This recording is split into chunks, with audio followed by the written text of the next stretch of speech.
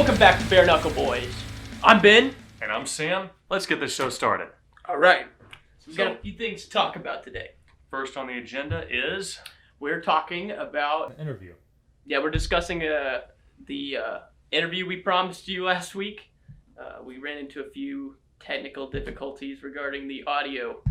We didn't take into account that when you have a microphone right here and computer speakers playing out the sound from your person you're interviewing, that it kind of will create some audio issues. Oh, the audio on our part sucked, and the camera quality on our part sucked too. You said it looked like we were The Simpsons.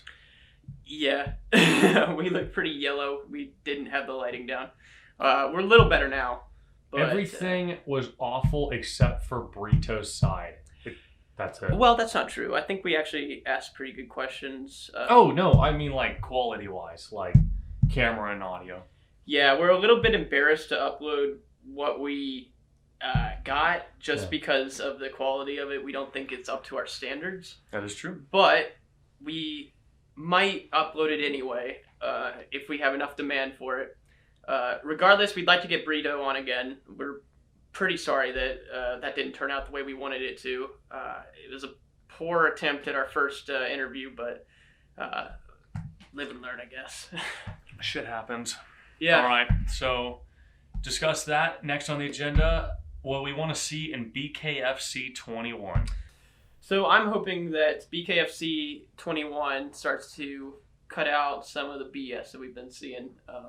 We've seen a lot of issues with the refs making bad calls. I think we live in the 21st century. We're well into the we're getting closer to being halfway through the 21st century already. And I think that we can, at this point, use technology a little bit more to check this footage to make these kind of calls, like the disqualification call that got made on the last card. That was upsetting to a lot of people. Like everyone who saw that his knee did not go down. So you're not only wanting instant replays, which they already do, but you're wanting like robot calls? No. I just want I want to like maybe recalls kind of thing. Like challenges. Like in football. So you know how they can challenge it? They have like... Yeah, they can already do that. They can already like overturn. They can have things appealed. That's the word you're looking for, I think. They can have things appealed, but I just like that for these kinds of calls not to even be made in the first place. So, what's your solution to it? I guess is what I'm saying. Trying to figure out. We could use. I mean, I know the refs right there. Mm-hmm. They're looking at it in real time, but as we saw at the last event, there's issues with that now technology can solve. We saw in the replay in slow-mo when the knee did hit the ground and when the punch was thrown, and we also saw that the punch didn't even connect. I'm also hoping to see some of the women fight again, but as we just looked at the card, it's none again. There's nobody in the women category fighting at all. But there's so many like female fighters that want to get fights. I've personally talked to a few, and we're gonna have a few of them on in the future for interviews. But why they're not? We're out of the loop on that. Out of the loop. I think a lot of people want to see several of these women fight. I'd say Crystal Pittman for one. People have been looking forward to seeing her fight for months now. I think she's had about 3 fights canceled at this point. But she's been getting interviews with the other big podcasts, and she's been interviewed by Brian Sosha himself, our main man. And still, a series of unfortunate events have always canceled things. But give her a shot. Let her finally come out and fight. We'd love to see her fight her opponent she was scheduled to fight last time, which, if you didn't know, that whole situation was canceled because of something kind of, in my opinion, I understand why they did it, but I don't agree with their decision there. So do you know what happened? With with Crystal Pittman and Audra Cummings' fight being canceled on BKFC 20. Oh, that was a COVID thing, wasn't it? Yeah. So if any of the school. listeners here don't know, Audra Cummings made a post on her social media about how her kids were out of school because some kid at their school had COVID. And basically, it created a whole issue with BKFC. Just a few days, it wasn't even a week before the fight was scheduled to happen. They immediately canceled it, and they canceled Crystal Pittman's flight, even though Audra Cummings had her kids and herself test negative on a COVID test. And man, I was like talking to her. She really wanted that fight. I think we all did, though. Well, we all did, yeah. Anyone who's been following Crystal Pittman for a while wanted to see that fight. But alas, due to, I guess we could call it some in-sport politics, it couldn't be put up. And I think that actually has to do with the previous event, which was BKFC 19, where one of the British lads came over, and he has allegedly been responsible for bringing COVID into some of the fight camps, and it affected Taylor Starling. I don't know if she was directly infected, but regardless, it caused a whole situation, and I guess the BKFC company just didn't want to repeat it, and I understand that they're trying to take safety first, but when you test negative on a COVID test, you have your kids and yourself test negative on a COVID test, your kids are just out of school because of a different kid being sick. But it is what it is. It happened. There's nothing that we can do about it, but hoping that they move forward. We've also not heard anything about a girl that was mentioned on the BKFC show a few months ago when they were talking about all these women that were getting signed. Crystal Pittman was actually, I think, first mentioned at that point. But they'd never mentioned, I'm forgetting how to say her name, it's Russian, but the only fighter from Top Dog FC to come over here, as far as I know, come over here and join with BKFC, we're in the dark about what's going on with her. I'm hoping to maybe get an interview with her at some point. From what I've found out, she does speak a little bit of English, so we could possibly get her on the show, but that'll all depend on if I can get through her management and stuff. But we haven't heard anything about her except for when she first joined. And I'm really curious to learn more about her because as far as the bare-knuckle combat sports right now go, the ones I follow are the ones I follow regularly, I'd say, are Top Dog FC and BKFC. But I dabble in the others. I'm still learning, but there's only so much time in the day. But I want to see where that goes. So back into BKFC. I got a new hat, by the way. Yeah. I finally got a hat. Dappered up a little bit. Yeah. Let us know what you think about the top hat uniform. Join the club. Yeah. Try a top hat. It'll change your life. Right. So, walkout music. Should it be more metal or not? You brought this up. Yeah. You brought this up. Should we say who made you first say it? I guess it had actually been a few people. There had been a few people you were like, why did you choose that? But then you're like, you made the suggestion. Oh, on songs, yeah, people's walkout songs, man, going to the fight and seeing it. Who are the people that I did notice? I can't recall. Well, Elvin Brito. So Brito, he had the anime intro, and that was great. for That was One Punch Man, right? Yeah, as he told us in his interview he did with us, he told us that his kids wanted him to do it, so he did it for them. But we thought that was really cool. That was absolutely amazing. I'm so glad we have somebody in the anime community that is bringing it to the real world. Yes. All What else? Other intro song? Oh, what was one that was like really silly that I said was silly? You didn't like Josh Burns' walkout in BKFC. What was it? Do you know? 18. It was because I'm happy. Oh yeah, because I'm thinking if someone's gonna come out here. I mean, we're already in a sport. There's blood. There's fighting. There's stomping people out. Not stomping people out, but it's brutal. And we're coming out with really, I mean, I understand it. I get it. But like, dang it, man. I'm thinking we're getting some Slipknot in here. We're getting some thrash metal. Something crazy, But I think the songs themselves, they're they're great choices. But it's not about that. It's a reflection of who the fighter wants to portray themselves as. Mm-hmm. So, you think Josh Burns was happy? He wasn't happy after the fight, but dang, bro, shooting shots. All right. Sorry, Josh. We do love you. I love you so much that I bet like $50 on your fight. Love to get you.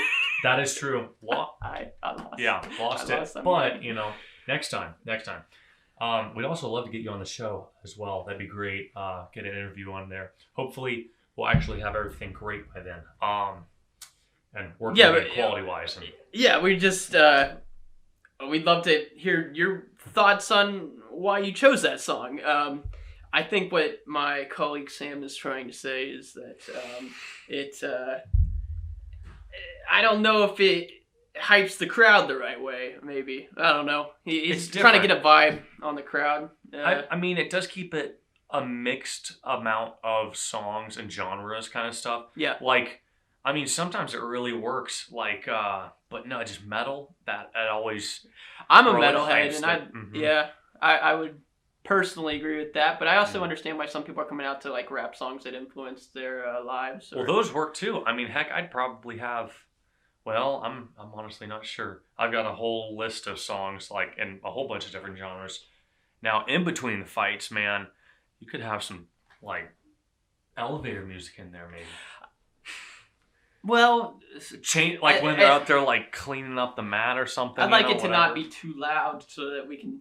Well, I mean the crowd's gonna be loud anyway, so. Oh, we're gonna be nuts. We're gonna go nuts. Yeah. I mean, depending on what happened, if someone gets absolutely dropped in the past fight, I mean, it's gonna be probably some metal, more metal. Add more metal. Yeah. Throw chairs. No, that's WWE.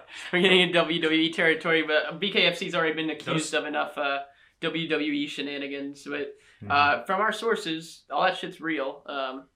We have a credible source. That we know about. We have a credible source that says all that charging in the ring stuff. That's just real lunacy. That's not scripted shit. Jeez. But I guess that's the way young sports they have to learn how to deal with that. At the event we went to, there wasn't really any of that. They had pretty good security set up around the squared circle. I think they got things figured out. See, you say that, but back when that Blueface fight? That was the one before That's we true. went to. I guess we didn't see the security on that though, because it wasn't BKFC focused. 20? Yeah, we did. No, 19. Yeah, because we weren't there. We just saw it from the videos, watching it live. But Well, from what I heard, there was security there. You could see some what I think were either security guards or police officers. Mm-hmm. They came on there, and they. You can see him rough the guy up and try to chill that out, just calm it down. Well, not calm it down, but get it stopped. Oh yeah. What did you think about music? What would your you know what? Here we go. What would your intro be if you my walkout song? Mm-hmm. What would your walkout song be for fighting if you were going to be going out to the ring? Good question. I would want. I think I want to. Use a song that one of my friends made actually. Mm-hmm. I would choose "Give Me Liberty" or "Give Me Death" by Havoc. I think that's the right amount of energy, and that's a song that speaks to me a little bit. Mm-hmm. And I'd also like more people to hear it because I think Dave Sanchez has really thought-provoking lyrics, and it's in a high octane, high energy sort of way that's delivered to you, and it's just I don't know. It's also just a great workout song, so more people should hear that. What about you? You still don't know? Bro, I don't know. Definitely a metal song. It's got not necessarily screamo stuff, but like definitely something with some big riffs, big riffs in it. I don't know. Honestly, our intro song is pretty dang good. I mean, yeah, that'd be pretty good. Yeah, yes, shout out to Knife Sticking Head, one of the great, I'd say, newer wave of hardcore that's just now hitting over there in the Far East. They're not. They don't really have a long history of being able to have these sort of punk influenced music in their culture because of history of censorship of music. But it's really exciting to see the kind of growing newer musical genres that are making their way over there, and people are getting introduced to them. And also shout out to a band that I'm friends with over there, Kutlan. They are, I would describe them as the Vietnamese version of Municipal Waste for any of you thrash metal fans out there that know who they are.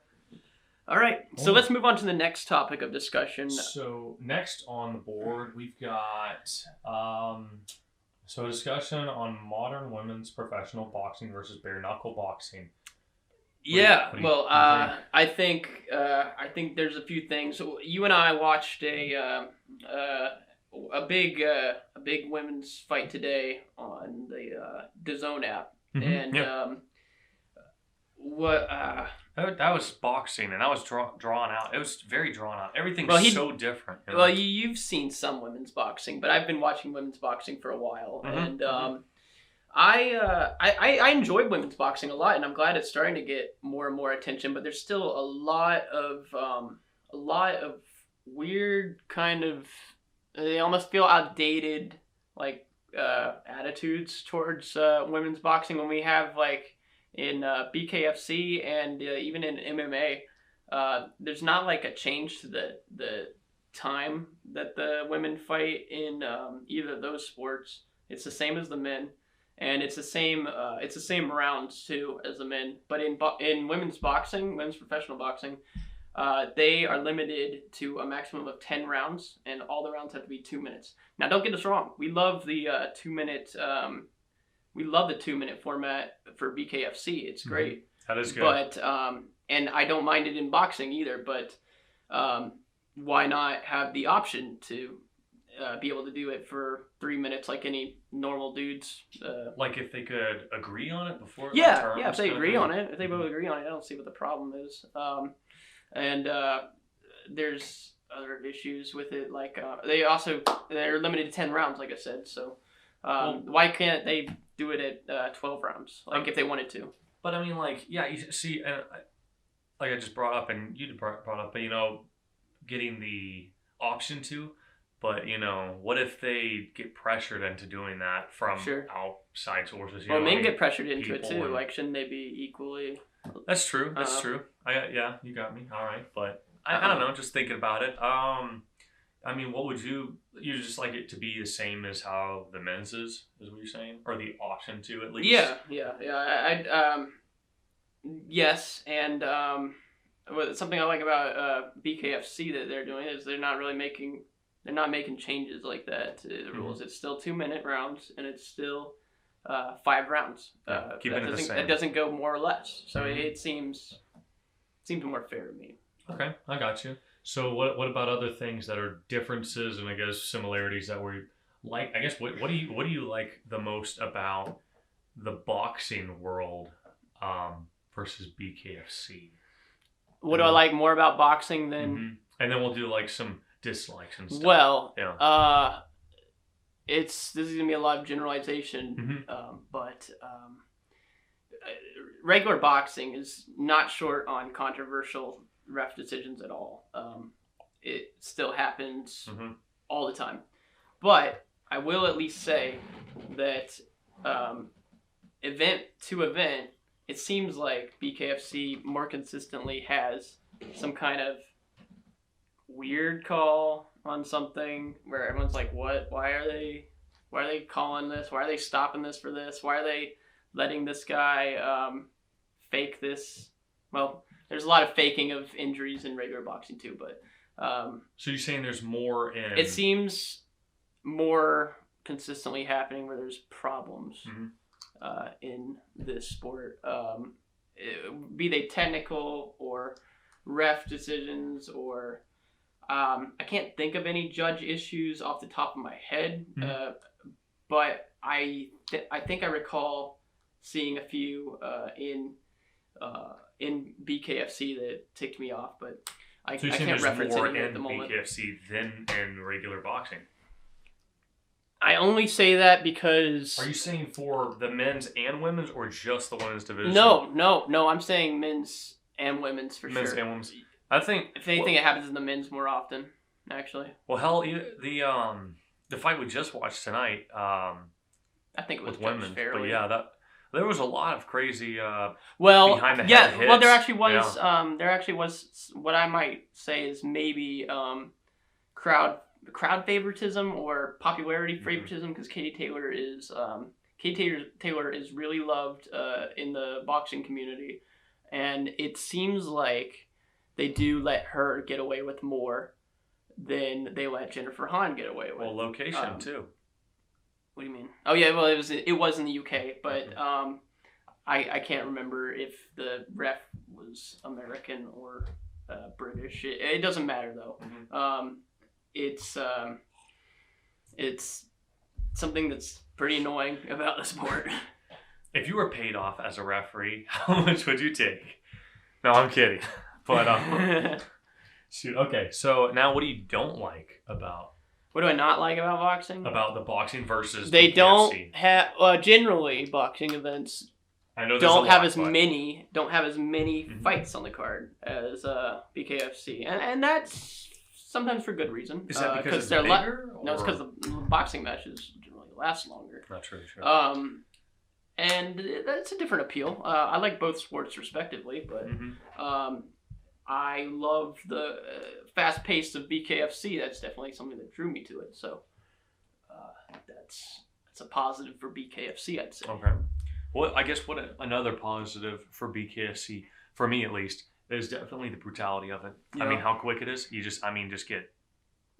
get in there, you do the fight in a couple minutes. I mean, it's not drawn out, and I don't feel like boxing is necessarily drawn out. It's more of that, Well, it's paced differently. Yeah. You have an extra minute, at least in the men's boxing.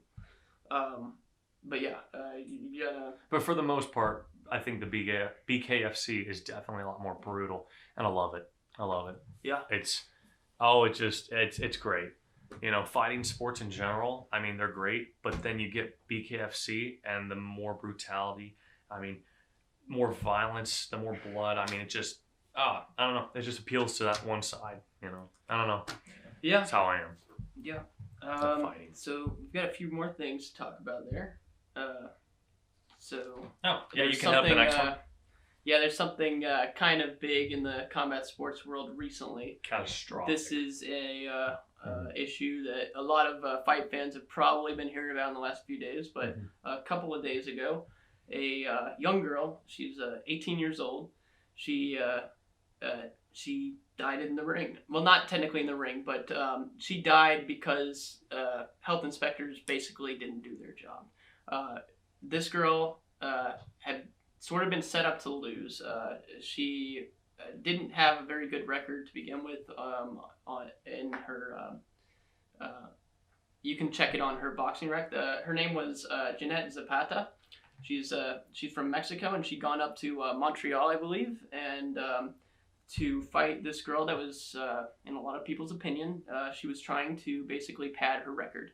They picked an easy fight. It wasn't a very fairly ranked fight. It was just they put her there to be knocked down basically. And this girl had previously lost, like in less than 3 months ago. She had a major knockout. She was knocked out cold in the ring, and they didn't do any kind of brain scan or anything like they're supposed to. Jeez. And she got pummeled by this other girl. I can't remember her name off the top of my head, but it really doesn't matter because it's not actually this girl's fault that this other girl died. She's indirectly responsible, but this is part of the sport. She's just doing the sport like normal. She's not doing anything wrong. She didn't do any illegal moves.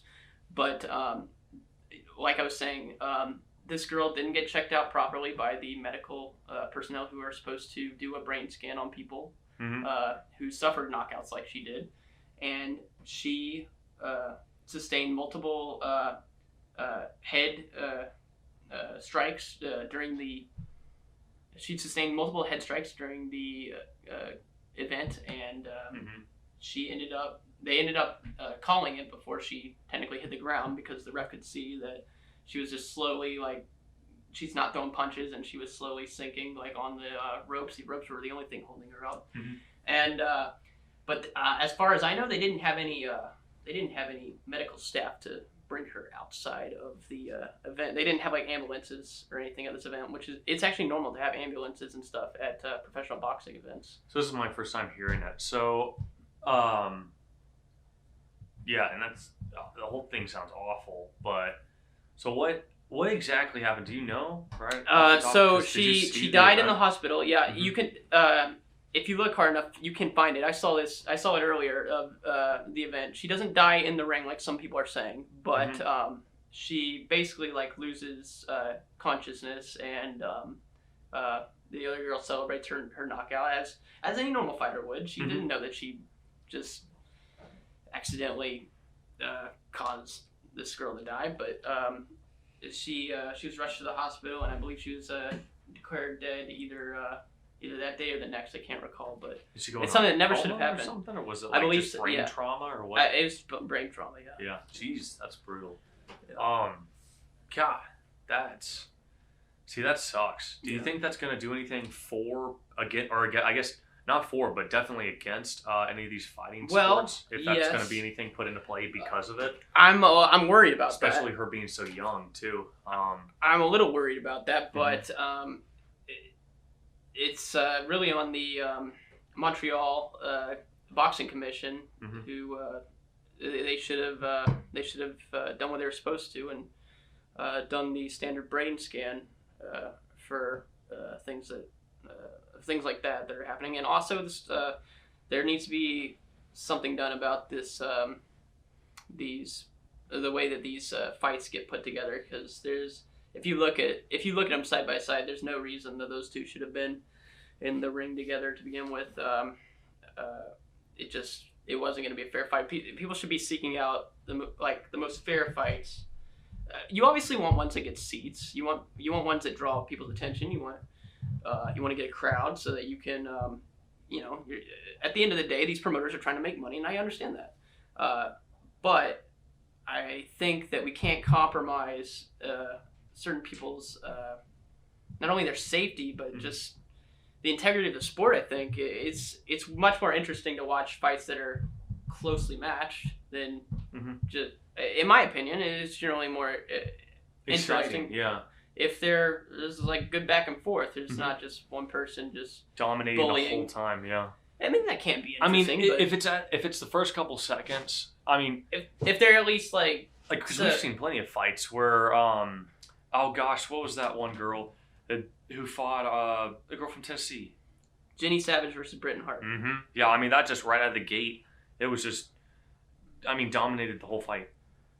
Yeah, it was a good fight. But they're still back and forth. It wasn't just like a pummeling. She didn't have her hands down the whole time. She was still. That's true. In fact, I would even give Jenny Savage the first round. And I think the judges did too, but don't quote me on that. I might be misremembering. But as I was seeing the fight, I remember still thinking at that point that, oh yeah, she's got Britton Hart like a little bit confused because Britton was trying to feel her out. She thought maybe I can't speak for her, but watching her, it looked like she was maybe expecting her to throw more of her famous overhand rights that she threw at Sheena Starr, but she changed it up. Didn't work for her, but and during those early rounds, it confused her. But So, regardless, off topic, but on topic still. Fairness of fighting. Within BKFC specifically. oh yeah, we've had other issues. What do you think about issues going on? I think there's a big elephant in the room with that one. Mm-hmm. It happened at the last event we went to, Mm-hmm. and not a lot of people have been talking about it. I mean, everyone saw it, but I mean, it was live. That thing. It was live. They cut off of that, didn't they? I'm pretty sure on the actual. Because obviously you're not going to show. Right, but what we're talking about is Dylan Kleckler versus Jack Thornton, I believe. And I don't recall their names. I'm still trying to learn everybody. Yeah, it was Dylan Kleckler versus Jack Thornton. No one thought that was a fair fight. I don't think. Right off the bat, I mean, it looked like he was trying. Should that even been scheduled though? Probably not. In my opinion. So? I mean, like, for me, I think that was just an absolute beatdown, and it was just, yes. Well, you can't always know that it's going to go that way. That's true. But, I mean, I don't know. But, gosh, just absolutely. He is, in case you don't know, because I'm not sure if it's, like, widely known, but at least initially, he suffered some form of paralysis. I don't know what part of his body was paralyzed, but... Well, he was in a coma, I think. From what I heard he was paralyzed understood. and he was having trouble moving his hands or something. Oh, I heard that he was in like a coma for a little bit, but I don't know how. I don't know what was all going on. Yeah. I don't know what the situation was. I still haven't even known, and it's how long has it been since the fight? It's been a while. Good yeah, day. Yeah, it's been what 2 weeks maybe. Yeah, about two or 3 weeks. Still in the dark on that. Yeah, we haven't heard anything about it, but. So what do you think? Unfair, not unfair necessarily, but like definitely problems in BKFC's, as well as most combat sports. What about the weight loss kind of stuff? Weight cutting. A lot of people talk about this. Mm-hmm. I was talking to you about this earlier, about the way weight cutting works, and even. So what is probably weight the biggest, cutting? Probably the biggest podcast on the planet right now. Joe Rogan even talks about this, that weight cutting. As it's done right now, is kind of like legalized cheating. So if you don't know, weight cutting is basically when you, the way it's often done anyway, is you dehydrate yourself so that your weight goes down from all the water you've lost, but you're trying to maintain a muscle mass that gives you a big advantage in the fight that you're going to be doing. And everyone's been doing it for a long time, probably before it even was ever filmed, the sport of boxing. Right. But it still seems, in my opinion, kind of shitty. Because, like, this isn't like the weight these people walk around in that they're getting weighed in at. I think that they need to do some kind of hydration test at these weigh-ins, or have it be on like a few minutes. I know why they don't do it a few minutes before the fight, but I'd like it for fairness to be a few minutes before the fight. The reason why they probably don't do it a few minutes before the fight is because, hey, someone doesn't make their weight, so now they're you got two things you can do. You can either cancel the fight and reschedule it. You lose a lot of money that way. Or viewers too are going to be pissed. Yeah, of course viewers are going to be pissed. Or you can make it so that the fight doesn't mean anything, and so like if someone's looking for a championship belt, they don't get it. They don't get it even if they win. So that's that would suck though. That would suck.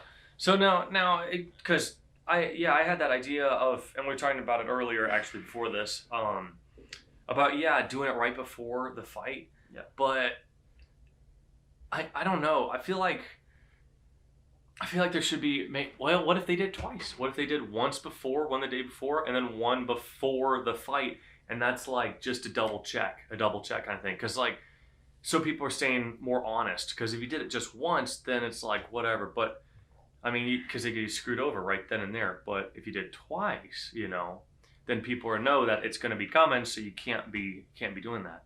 So you still get the views, the anticipation from the first weigh-in. But then that second one is just to keep it all, I guess, fairness-wise, yeah. Right. Right. Keep it all there. All there. Yeah, I'd like to see it change. I'd like it if BKFC did some kind of hydration test or something, because not only does it kind of unfair, because there are certain fighters that don't do this weight cut crap, and they are often, like, you'll see them in the ring, and the other guy looks like he's got 20 pounds on the other guy, and they're supposed to be like within a pound of each other or less. True. That's not what they signed up to fight. They didn't sign up to fight at 170. They signed up to fight at 160.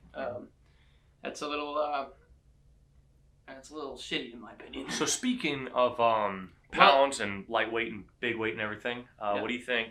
So first off, what's your favorite to see, like, weight wise, matchups? Oh yeah, we were talking about. Yeah, we were talking about it earlier. I like it. I like the lighter weights. I'll have to say. So anything from they don't have this division in BKFC yet, but anything from atom weight, which is like really close to like 100 pounds, to all the way up to middleweight, I really love. There is definitely appeal to seeing heavyweights duke out. It's kind of like watching like two Goliaths like just fight. Oh, it's just, they're monsters, man. I mean, it's just like you said, train wrecks. They're two trains going at each other. Yeah. Just, I mean, I can't imagine it. And stuff. They're interesting to watch. But they're slower. Generally speaking. In some cases, yeah. I mean, because there's more mass to move. They do hit harder. That's an appeal of it, but they can take a hit too. I mean, Jesus. A lot. Okay. So next on the list, what are we thinking?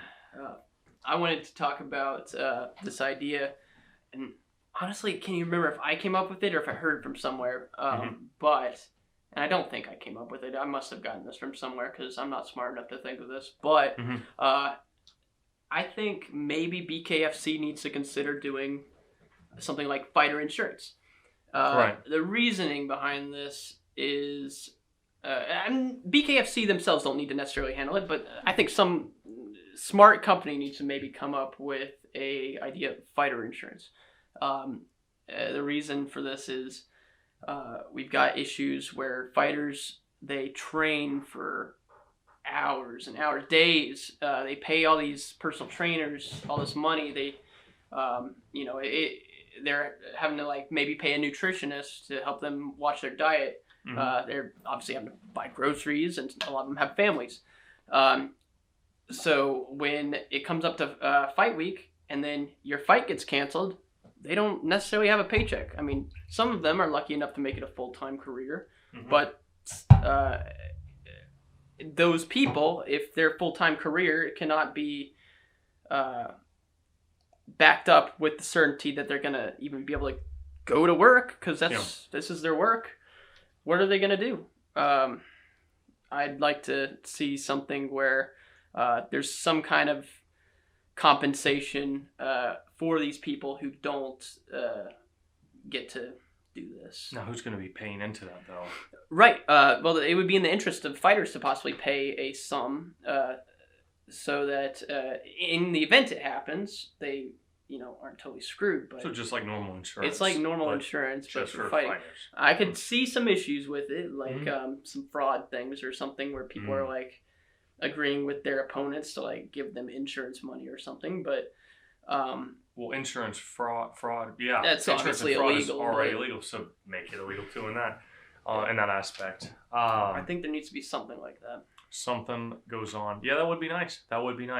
Especially for all these cancellations that aren't having to do with them specifically.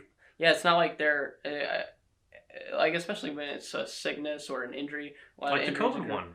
Like Crystal Pittman and Audra Cummings. That's a great example of why maybe some kind of fighter's insurance needs to be a thing. Well, I guess, is there anything else you wanted to talk about? We already gave a shout out to Knife Sticking Head, but they're gonna play us out here in a second. But I want to thank everyone for sticking around and watching this second episode. Let us know what you think. Follow us on Facebook. And also follow us on Instagram. We'll eventually get a Spotify. as of this moment of recording, we don't have one yet, but we'll be adding that soon. And obviously YouTube, if you're on YouTube, if you can leave a comment, you can help us with the algorithm. It helps us get discovered a little more. You don't necessarily have to like. You don't even have to subscribe, really. But leaving comments does show some sort of participation. So anything would help. Anything helps. Yeah. It always helps. We won't beg for it, but we enjoy it. It boosts my ego. Yeah. Well, mine too, of course. Yeah. That helps. But yeah, definitely thanks for tuning in. And I guess we'll see you guys in the next one. All right.